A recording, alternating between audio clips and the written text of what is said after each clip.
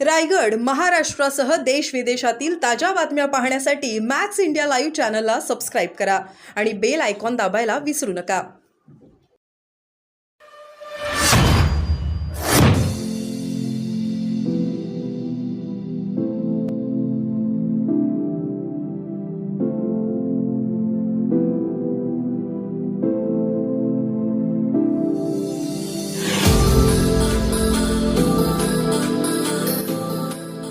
द्या घोषणा।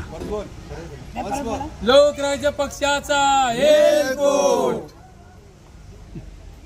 एलकोट एलकोट जय मल्हार। रघुवीर साहब आगे बढ़ो, हम तुम्हारे साथ हैं। एयरकोर्ट एयरकोर्ट जय मल्हार। लोकराज्य पक्षाचा नंदकुमार रघुवीरचा नंदकुमार रघुवीरचा विजय असो रघुवीरचा। तुम्ही बोला।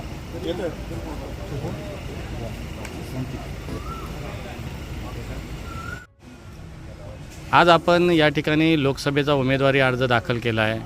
काय सांगाल, कशा पद्धतीनं रायगडच्या विकासाच्या दृष्टीनं तुमचं दृष्टिकोन आहे आणि नेमका हा उमेदवारी अर्ज भरण्यामागचे नेमकी कारणं काय?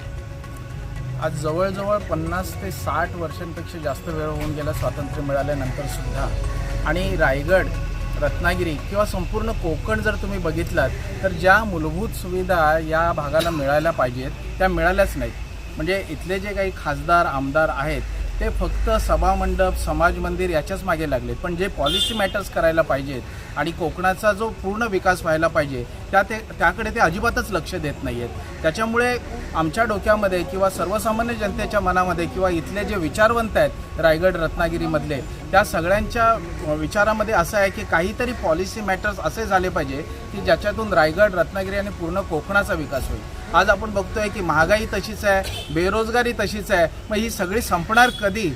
आज तुम्ही एक साधं उदाहरण घ्या की एवढ्या वर्षांमध्ये मुंबई गोवा हायवेसारखा जी जीवनवाहिनी आहे आपल्या महाराष्ट्राची, ती जीवनवाहिनी कोकणाची पूर्ण होऊ शकत नाहीत, मग हे लोक करतायत काय?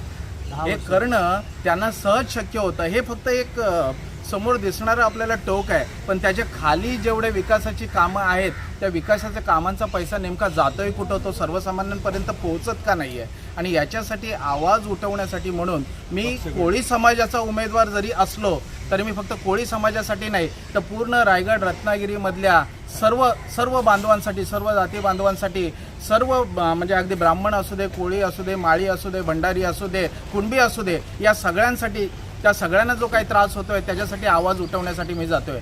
आज आपण बघाल की कोकणातली 50% गावं ही बंद झालेली आहेत, घरांना कुलपं लागलेली आहेत आणि सगळी लोक जाऊन राहिलेली आहेत मुंबईला। म्हणजे हा जो विकास आहे तो झालाय कोणाचा विकास? जर या भागाचा विकास झाला असता तर ही लोक जाऊन मुंबईला स्थलांतरित झाली असती का? हा एक खूप मोठा महत्त्वाचा प्रश्न आहे।